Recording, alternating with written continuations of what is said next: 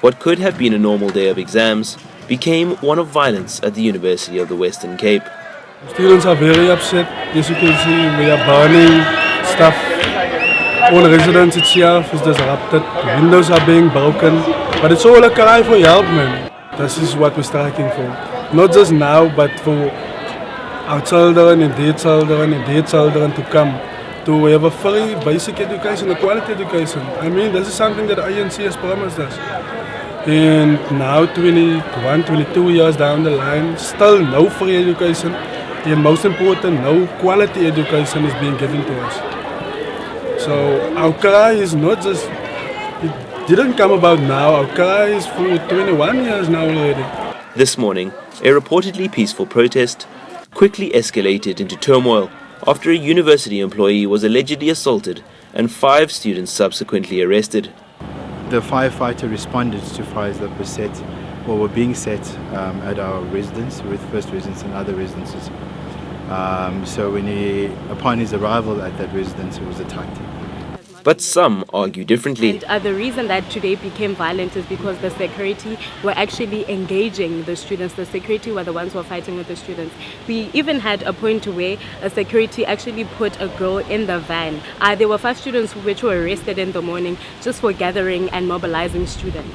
Demanding those arrested be released, students became angry, already unhappy with responses from university administration on issues of fees, student debt, and outsourcing.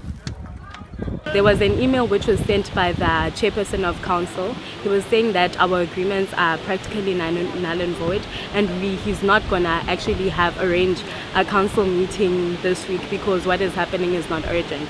On top of that, he said that the interdict which were put on the student leaders should be actually put back in full force and should be executed in full force.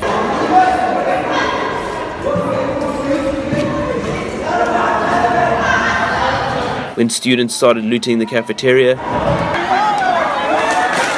police began dispersing crowds with stun grenades and rubber bullets.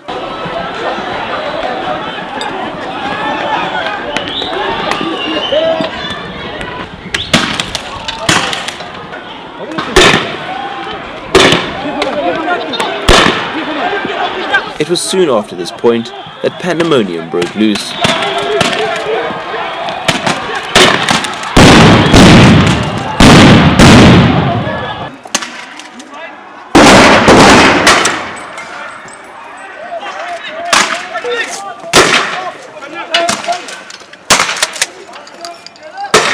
Police and students continued to clash all afternoon.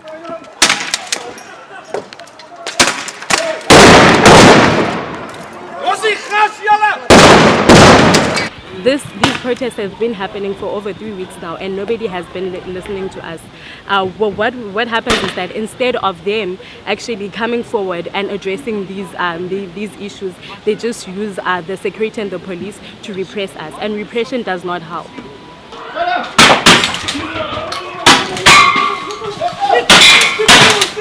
I think that this situation could have been dealt with in a rational way, even in the initial stages, to avoid the situation. Because at first, the only thing that the students wanted was to be heard, and that was refused. It took long. It took the SLC to call a meeting where they themselves got booed for the rector to actually sit down with the Fees Must Fall leadership and actually discuss the memorandum at hand. The chairperson deliberately said, "No, I am not going to even communicate with people who are not stakeholders of council. They're not going to speak with them at all."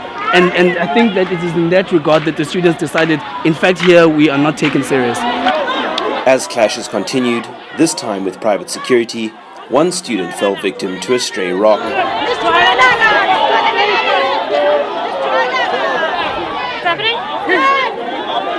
Later that night, students stood resolute, but police advanced again,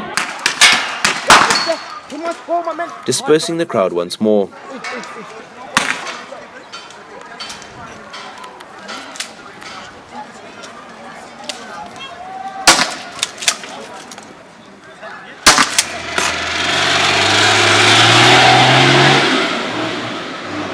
Riot police and private security remain on campus for the night.